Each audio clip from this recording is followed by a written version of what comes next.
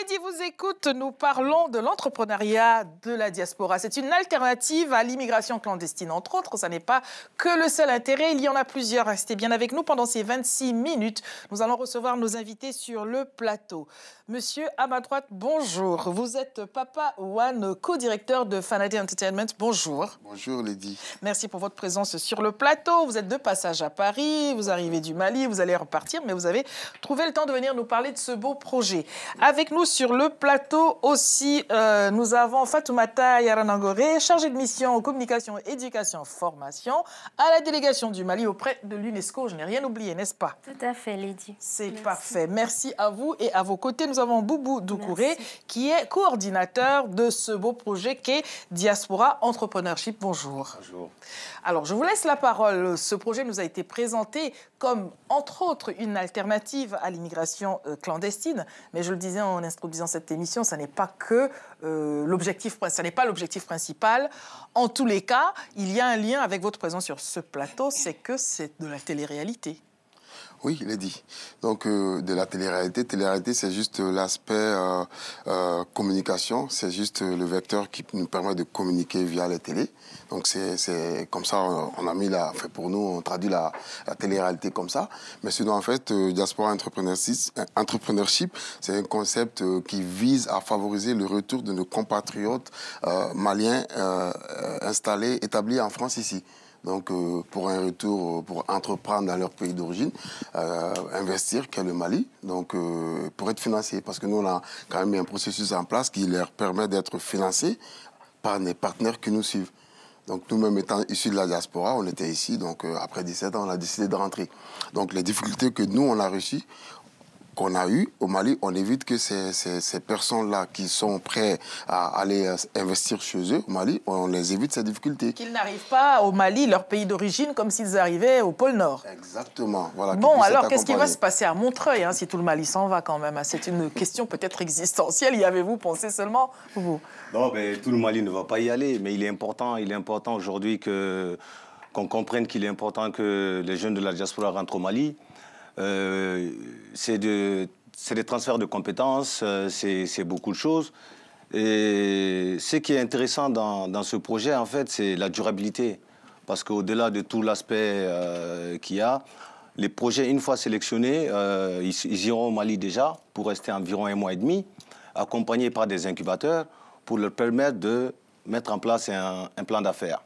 Pourquoi on les amène au Mali? Parce que de nos expériences vécues, quand vous rentrez pour investir dans le pays d'origine, il y a l'aspect social qui est important, l'aspect intégration. Donc, durant cette phase-là, ça leur permet de s'intégrer. Et après, une fois que les projets sont choisis en finale et que les projets sont financés, nous avons mis en place un système de suivi avec les incubateurs sur 3 ans. Et ce qui change de ce modèle d'incubation avec ce qui se passe ailleurs, c'est que nous avons imposé avec nos partenaires un système de cogestion qui permet à l'incubateur, qui permet aux partenaires techniques et financiers d'avoir un regard sur la gestion quotidienne de leur affaire. On va revenir sur ce point si vous êtes d'accord tout à l'heure. Yara, je vous donne la parole. Alors, vous êtes venu dans Lady vous écoute par 2-3 fois déjà. Vous connaissez bien quel est notre éditorial, celui des femmes. Vous connaissez aussi celui de l'entreprise, qui est un monde au sein duquel vous avez évolué vous-même avant que d'être aujourd'hui au sein de cette délégation du Mali près de l'UNESCO. Est-ce que la question, par exemple, alors c'est bien de pouvoir encourager, accompagner la diaspora malienne à repartir au pays, mais il y a aussi ceux qui sont au pays, à qui on peut dire tout ce que l'on veut, ils vont quand même monter dans un avion, un bateau ou à la nage, je ne sais pas, venir. Est-ce que tout cela peut endiguer ce qui se passe dans le sens contraire? Alors, merci Lady. Déjà, au nom de la délégation permanente du Mali, je voudrais vous remercier de nous avoir invités sur le plateau. Donc, la délégation du Mali est sous la responsabilité du Dr Oumar Keïta, qui est ambassadeur délégué permanent du Mali auprès de l'UNESCO. Pour répondre à votre question, je salue déjà l'initiative, parce que ce projet-là va certainement aider les jeunes dans le cadre de la création d'entreprises, parce que c'est un projet qui va favoriser la création d'emplois au Mali. Donc nous, au sein de l'UNESCO, comme vous le savez, l'UNESCO... Vous allez nous répondre par rapport à vous d'abord. Je sais que quand on est dans une institution, il faut faire des... Voilà, mais voilà, on va répondre à la question et on va rentrer dans l'institution ensuite, si vous le voulez bien. Oui, bien sûr. Alors, donc, pour répondre à votre question, je pense que les Maliens qui sont au Mali, enfin les jeunes qui sont là-bas ont besoin d'accompagnement, bien évidemment. Et la création d'emplois peut effectivement endiguer le problème qu'il y a au niveau du Mali et même ici au sein de la diaspora malienne qui est en France. C'est des jeunes, des personnes qui ont des projets de création d'entreprises et ce genre d'initiative peut les pousser effectivement à rentrer au pays, à développer des projets, à créer des entreprises et je pense que ça peut être une bonne chose pour le développement économique du pays. Alors j'ai dû vous interrompre, vous m'en pardonnerez. Donc le lien avec ce que votre mission dans la délégation près de l'UNESCO, alors la délégation du Mali, sur l'éducation par exemple. Tout à fait. Donc, comme je le disais tout à l'heure, l'UNESCO, c'est une organisation internationale qui favorise la promotion de l'éducation, enfin la promotion et la préservation de la culture, du patrimoine, etc. Donc, l'éducation est un sujet central au niveau de l'UNESCO. Et qui parle d'éducation parle de création d'entreprises, parle aussi de création d'emplois. Donc, nous sommes totalement en phase avec ce projet parce que je pense que c'est vraiment une alternative pour faire bloc au chômage au Mali, mais aussi pour encourager de plus en plus de jeunes. Parce que ce qui se passe aujourd'hui au Mali, Lady, en fait, il y a beaucoup de jeunes qui ont des idées, mais qui ont peur de se lancer dans la création d'entreprises. Parce que tout simplement, ils savent pas trop comment ça se passe au niveau de la mise en place d'un business plan, comme on le sait. C'est de l'idée à la réalisation du projet. Et je pense que voilà, ce type d'initiative peut éventuellement encourager les jeunes. Et nous sommes vraiment en phase avec ce projet. Nous accompagnons vraiment Fanadé Entertainment dans le cadre de ce projet parce que ça touche l'éducation, la formation, le développement et la création d'emplois au Mali. Alors, comment est-ce qu'on peut espérer que, de facto, le profil d'entrepreneur féminin soit aussi pris en compte? Parce que souvent, les choses sont abordées de manière générale, et générale veut dire masculin, on le constate, en tout cas, on le déplore. Comment peut-on s'assurer qu'un tel projet ne laisse pas soigneusement à l'écart des femmes qui sont confrontées à d'autres réalités qui vont faire que peut-être elles n'apparaissent pas dans, comment dirais-je, dans le galop d'essai de cette dynamique? Ben, écoutez, nous, en fait, déjà, en pensant à ce projet, on a pensé à privilégier les femmes. Comment cela? Comment cela? Parce qu'on sait que les femmes, c'est vrai qu'elles sont animées d'une forte volonté, mais elles sont, en essayant d'avancer, en essayant d'aller à l'action, elles ont un tout petit peu de blocage, on va dire. Donc, on a essayé de dire aux femmes, il y a des métiers que les hommes peuvent faire tout de suite, les femmes, elles hésitent un tout petit peu. Il y a des métiers par exemple? Par exemple, si on va dans le métier de tout ce qui est, comment on appelle, les énergies solaires. Oui. Nous, on n'a pas vu même le BTP aussi.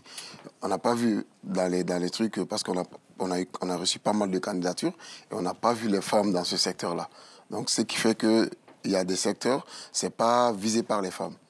Donc, c'est pour ça qu'on s'est dit, parce qu'on reçoit quand même depuis maintenant 1 mois, on reçoit des candidatures. Et dans ces candidatures-là, on ne voit pas souvent les femmes se diriger vers ce secteur. C'est pour ça que j'ai dit que les femmes ne vont pas directement dans certains secteurs. C'est normal.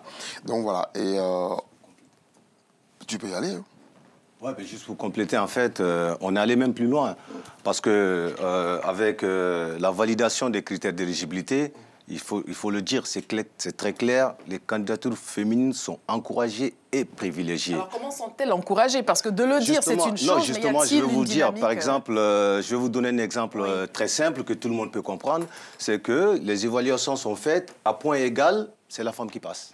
Et pourquoi? C'est de l'inégalité, cela? Non, pas de l'inégalité, pas du tout. Aujourd'hui, je pense que la tendance... je tomberais de ma chaise. La tendance, elle est de favoriser l'entrepreneuriat féminin. Vous savez, la construction d'un État, la construction d'un pays, toute construction, il faut la baser sur la femme. C'est la culture que nous avons reçue et c'est l'expérience que nous avons reçue. Vous regardez, nous sommes une équipe de 5 personnes et dirigeantes. Notre directrice déléguée, c'est une femme. Elle a 22 ans. On entend bien. Et combien d'hommes y a-t-il dans cette équipe dirigeante? Il y en a 3. 3 hommes pour 2 femmes. Bien. Mais sur un point quand même, voilà, il y a des personnes qui nous écoutent qui pourraient tout à fait être intéressées, on l'espère, par ce projet-là. Si vous dites à dossier égal, s'il y a le dossier d'un garçon, le dossier d'une fille, vous allez privilégier le dossier d'une fille juste parce qu'elle est une fille, est-ce que la régulation des inégalités entre les filles et les garçons doit se faire au détriment des hommes de manière, j'allais dire, frontale? Non, c'est pas ça. C'est qu'en fait, d'expérience, nous nous sommes rendus compte que les projets portés par les femmes, sont beaucoup plus entretenus.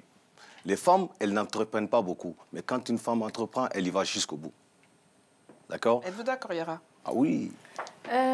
Bon, disons que, en fait, les femmes en général, enfin, je prends l'exemple du Mali parce que c'est le pays que je connais le plus. Généralement, les femmes, c'est vrai qu'elles sont très ambitieuses au Mali. Donc moi, enfin, j'ai mis en place un projet en 2012, donc avec ma structure, donc que j'ai développé en France et que je développe aussi en Afrique.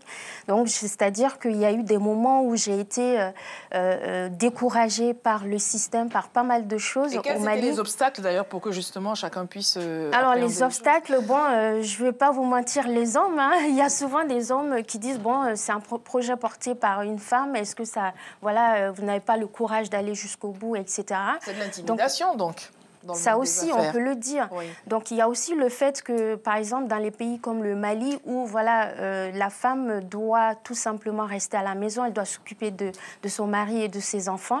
Donc, si elle a un projet de création d'entreprise, parfois, elle n'est pas trop encouragée. Il faut le reconnaître, je le dis clairement. Hein. Mais je pense que des projets comme ça peuvent éventuellement changer les mentalités. Et je pense qu'il faut de plus en plus encourager l'entrepreneuriat au féminin. Et voilà, et par rapport à ça, je pense que ça peut favoriser la croissance économique du pays. Alors, nous allons parler de cette question d'immigration qui, rappelons-le, n'est pas propre au Mali seulement, mais puisque vous parlez du Mali, on va voir ce qui se passe de ce côté-là. Mais avant d'aborder ce point-là, est-ce que, ou plutôt, quels sont les projets qui reviennent souvent, hein? Vous avez évoqué le BTP tout à l'heure en disant il y a des projets sur le BTP, les femmes ne sont pas dans ce registre-là, bien évidemment que non, hélas. Mais qu'est-ce qui revient souvent, sinon, dans les propositions que vous avez reçues? L'agrobusiness. Bien. L'agrobusiness, ça c'est le projet qui revient le plus souvent dans le processus qu'on a mis en place. Et aussi les nouvelles technologies, l'environnement. Et l'environnement, comme je dis, comment on appelle, tout ce qui est téléphonie, tout ce qui est aussi les constructions, bâtiments. Donc ça revient la plupart du temps. Donc c'est les quelques projets qui reviennent la plupart du temps. Alors, comment est-ce que vous pensez que tout ce qui vous revient, tout ce que vous entreprenez, comment pensez-vous les uns les autres que cela puisse décourager? Parce que c'est bien en plus d'accompagner ceux qui veulent retourner dans leur pays d'origine, mais ne pensez-vous pas que cela va créer, on va parler à l'envers, un appel d'air inversé? L'appel d'air étant le fait que les gens veuillent aller dans des pays étrangers. On est dans son pays à soi, on a déjà des difficultés à s'en sortir, on ne rêve que d'une chose, c'est partir à l'étranger.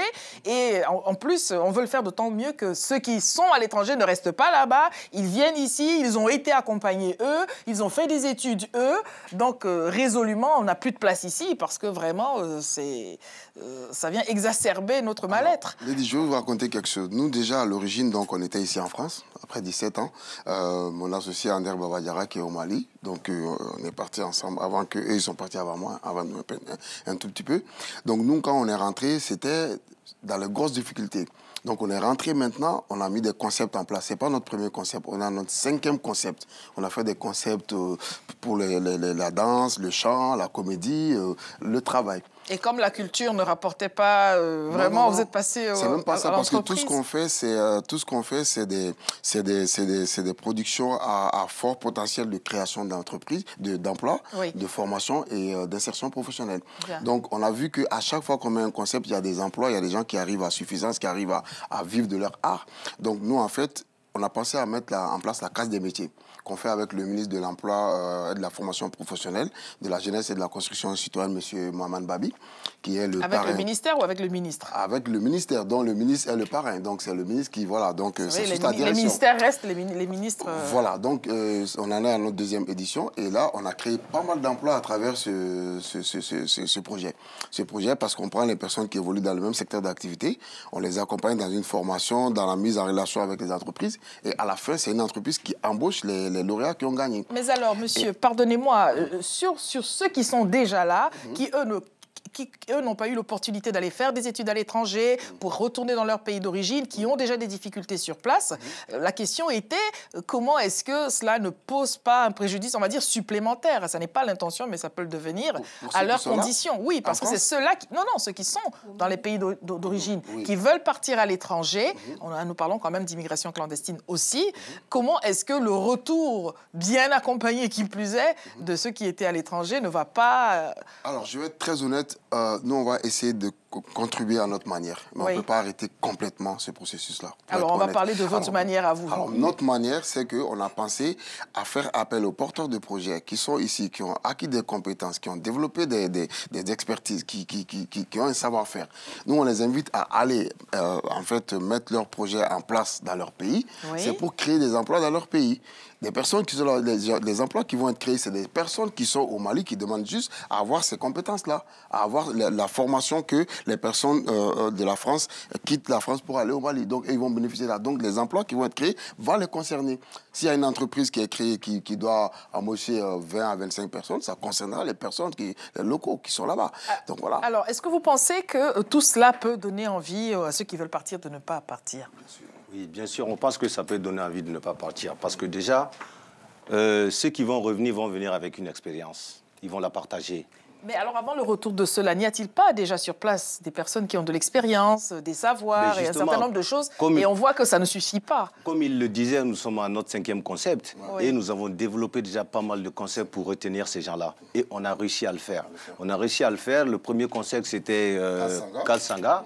Kalsanga a révélé des artistes qui ont sorti des albums et qui font des tournées internationales. Après Kalsanga, il y a eu les Bougou. Il y a les Bougou qui aujourd'hui est l'émission la plus suivie, en tout cas au Mali. Ça le dit, vous écoute, rassurez-moi. Bien sûr, bien sûr. Voilà, et deuxièmement, et je vais même aller plus loin, c'est qu'aujourd'hui, l'un des comédiens les plus en vue, c'est Coma, c'est un produit de Fanadé. Le dernier concept, c'est Case des métiers. Ce qui est intéressant dans Case des métiers, c'est que non seulement ils ont été formés, ils ont été accompagnés, mais l'un de nos partenaires, qui est la Banque internationale pour le Mali, a accepté de les accompagner encore plus. On les a constitués en GIE et on a négocié avec la banque. La banque leur a accordé un contrat pour construire 5 agences au Mali. Bon, alors, est-ce qu'on va revenir sur la réceptivité du public local, hein, notamment un public de jeunes, sur tout ce que vous entreprenez pour voir, savoir et comprendre si ça leur donne envie de rester sur place. Mais avant cela, si vous êtes d'accord, on va regarder la présentation de votre projet. Hein. Nous avons une petite vidéo, on regarde ceci ensemble. Pour un départ, le projet Diaspora Entrepreneurship consiste à choisir une dizaine de projets compétitifs parmi les 87 porteurs de projets inscrits en France sur la base d'un appel à projet. C'est en vue de soutenir l'entrepreneuriat jeune de la diaspora malienne de ce pays. Diaspora Entrepreneurship est un concept qui vise à favoriser le retour de nos compatriotes établis en France pour venir investir au Mali ici. Les porteurs de projets, ils ont manifesté beaucoup d'intérêt en s'inscrivant. Et donc nous, en fait, à la fin de la semaine, je crois qu'on va aller en France pour essayer de faire la présélection. Et le but, c'est de retenir les meilleurs projets, les 10 meilleurs projets. Pour sa mise en œuvre, 3 incubateurs sont identifiés. Cette incubation, elle a lieu en 3 phases. Une première phase d'abord d'accompagnement sur l'étape de la phase de présélection d'appel à projet en France. Après la présélection des 10 projets, les 10 porteurs de projets viendront au Mali. 3e phase d'incubation qui est l'incubation réelle. Parce que durant cette phase-là, non seulement tous les déficits en termes de formation seront identifiés, les formations adéquates seront apportées, mais aussi il va y avoir ce que nous avons imposé, c'est qu'il y aura un système de cogestion entre l'incubateur et le porteur de projet. Toutes les actions sont menées en partenariat avec le Conseil national de la jeunesse du Mali. Et pour nous, Diaspora Entrepreneurship est une nouvelle idée, puisque ça va mobiliser les énergies, les intelligences des jeunes de la diaspora malienne à venir investir au pays, toute chose que les Assises nationales de la jeunesse malienne tenues à Ségou a fortement recommandé. Les journalistes ont surtout insisté sur l'extension du projet Diaspora Entrepreneurship à tous nos compatriotes d'autres pays créés en 2007 par les jeunes de la diaspora malienne de France. Fanadé Entertainment est l'une des premières agences maliennes spécialisées dans les événements à potentiel de création d'emplois et d'insertion professionnelle des jeunes. Voilà, vous voulez donc participer à cette belle aventure. Nous voulons vous rediriger sur la page Facebook Diaspora Entrepreneurship et vous aurez les coordonnées et les critères aussi pour pouvoir peut-être encore participer si tout reste possible. Sur un point, c'était la question que je posais avant, comment pensez-vous que tout ce qui est dit, présenté, va donc faire en sorte que les candidats au voyage à tout prix, même au prix de leur vie, ne le fassent pas? Alors, moi, comme je le disais tantôt, je pense que ce projet-là peut faire vraiment bouger les lignes au Mali. Parce que ça rentre dans le cadre de la création d'emplois. Parce que, comme je l'ai évoqué tout à l'heure, il s'agit pour les jeunes Maliens qui sont en France, qui vont être sélectionnés, qui ont des projets, de pouvoir réaliser des projets au Mali. Donc, ces 10 personnes qui vont être sélectionnées seront sur place, ils vont créer leur entreprise, mais aussi ils vont créer d'autres emplois. Donc, c'est-à-dire d'autres personnes feront partie aussi du projet, parce que vous l'avez évoqué tout à l'heure, il va falloir penser aussi aux Maliens qui sont sur place. Donc, ce sont les Maliens sur place qui vont être recrutés. Donc, je pense c'est comme si eux aussi font partie. C'est donc un des critères de sélection de projet, c'est-à-dire qu'il faut que le projet soit, on va dire, participatif et s'ouvre sur l'emploi local. L'emploi local, tout à fait. Et je pense qu'avec ce type d'initiative, ça peut éventuellement décourager les personnes qui veulent prendre la route ou même le bateau pour traverser la Méditerranée et vouloir rejoindre les pays comme la France, l'Italie, l'Espagne au péril de leur vie. Donc je pense que ce type de projet pourrait éventuellement aider les jeunes à rester au pays. Parce que l'objectif, c'est ça aussi, hein, par rapport au projet Diaspora Entrepreneurship.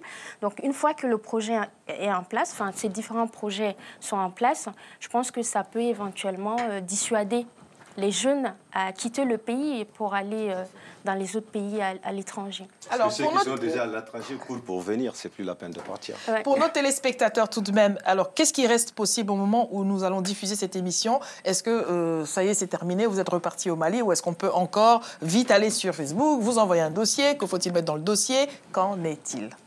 C'est fini. Les inscriptions sont clôturées à ce jour. Bon, alors on va vous en parler pour la prochaine fois parce qu'il y a toujours au moins 2 éditions. Ah oui. Même avant la 2e édition, déjà, il y a un autre programme qui est déjà en train d'être mis en place, justement pour ceux qui sont déjà au Mali et qui ne quittent pas le Mali. Parce qu'il y a un autre problème, c'est que quand vous regardez au Mali, il y a beaucoup de partenaires qui accompagnent.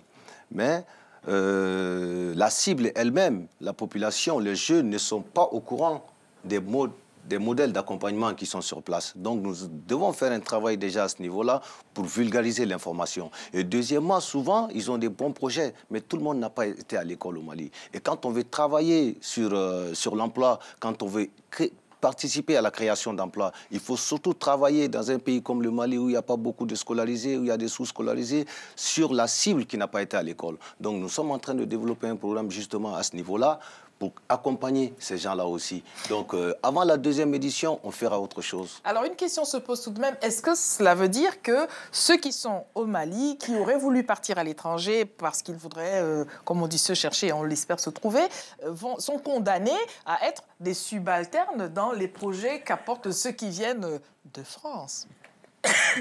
Absolument pas. Parce que voilà un clivage social bien en vue qui s'invite et qui arrive comme cela. Y avez-vous pensé? On a bien pensé. Parce que c'est vrai que ceux qui sont ici, quand ils vont au Mali, forcément... ils ont bac plus 60, on ne leur parle pas comment, il faut les vous voyez et tout ce qui s'ensuit. Voilà, il leur faut de la main-d'œuvre. Donc, il y a des gens qui sont au Mali. Parce que nous, on a estimé qu'en France, le développement est arrivé à un tel niveau que tout a été presque fait ici. Ici, c'est fait. Maintenant, au Mali... Nous, il n'y a rien qui a été fait, où on doit tout faire et refaire. Même pas refaire, faire. Donc les gens, ils sont là-bas, ils attendent que ça, ils attendent que ce transfert de compétences de la France vers le Mali. Maintenant, ça n'intéressera pas tout le monde, parce qu'il y a des gens, ils ont leur diplôme aussi, ils ont même plus de niveau que même les personnes qui sont ici. On l'espère bien. Voilà, donc pour ceux d'entre eux... Et ils connaissent bien le terrain, eux. Voilà, ça n'est pas rien. Ils connaissent bien, donc voilà, il y a des personnes à qui ça va intéresser. Donc c'est ces personnes-là qui seront... Ça a quand même un certain pourcentage. Donc nous, c'est ce pourcentage-là qu'on vise. On ne peut pas tout régler d'un coup de baguette magique, mais on contribue quand même à ce que les choses soient quand même, voilà, que ça soit positif. Alors, quels sont les obstacles que vous avez à ce jour rencontrés tant dans les autres projets et que celui-ci notamment? Y a-t-il eu des freins? Avez-vous constaté quelques réticences, par exemple, pour les gens à rentrer dans cette dynamique? Parce que quand on a un beau projet, on n'est pas certain que tout le monde a la même folie que soi, quoi. C'est vrai. Les principales difficultés, les principales barrières déjà, c'est l'ancrage institutionnel. C'est comment créer un ancrage institutionnel qui puisse permettre d'accompagner le projet. Parce qu'on a beau avoir des idées, on est jeune, on est motivé, mais en tant que structure privée, ce n'est pas évident. Ça, c'est un. De deux, les gens n'ont pas trop la culture de l'entrepreneuriat. Nous avons pris un risque. Nous avons monté un projet, nous avons monté un concept et nous y avons mis les moyens. Nous avons mis les ressources humaines qu'il faut. Nous avons mis le peu de ressources matérielles qu'il faut. Nous avons mis, grâce, justement, c'est l'occasion pour moi de remercier l'UNESCO qui fait partie des premiers qui nous ont cru et qui nous ont accompagnés. Au-delà de ça, il y a le ministère de l'Emploi et de la formation professionnelle. Mais pour ça, il faut avoir un projet qui tienne la route. Nous avons pris le temps de mettre un projet qui tienne la route et qui tout. L'important, c'est que nous disons à nos partenaires, nous n'avons pas besoin d'argent. Nous créons un modèle économique. Ah, ça, c'est une bonne, oui. une bonne nouvelle. Vous êtes donc une structure déjà riche. On comprend que les institutions vous accompagnent la bouche en cœur. Notre richesse, la richesse que nous recherchons, c'est la satisfaction du devoir accompli. Parce que nous avons un devoir envers ce pays. Nous sommes tous issus de la diaspora, mais nous avons eu la chance d'être nés au Mali et d'avoir fait des écoles publiques. C'est l'État qui a payé ces écoles-là. Et ça, nous le devons à l'État et nous le devons à nos frères. La deuxième difficulté la deuxième difficulté que nous rencontrons, c'est l'aspect financier. Pas d'accompagnement. Non, mais vous avez dit que vous aviez ce qu'il fallait, donc... Alors moi, ce que je rajoute à vous, c'est que ce qui est très important, c'est qu'on a l'accompagnement du Conseil national des jeunes. Donc la jeunesse est bien représentée dans ce projet-là. C'est très, très important de dire. Ça change la donne parce que le président du CNJ était là, il est même parti au Mali. Donc, merci. Voilà, ça c'est très important. Alors, nous allons finir dessus, si vous le voulez bien. Nous voulons vous souhaiter très bonne continuation dans ce beau projet avec les partenaires qui vous accompagnent. Merci en tout cas pour ce que vous avez voulu présenter et faites-nous la promesse solennelle de continuer à vous assurer que les femmes aussi puissent trouver leur compte là-dedans. Merci. À demain. Merci beaucoup.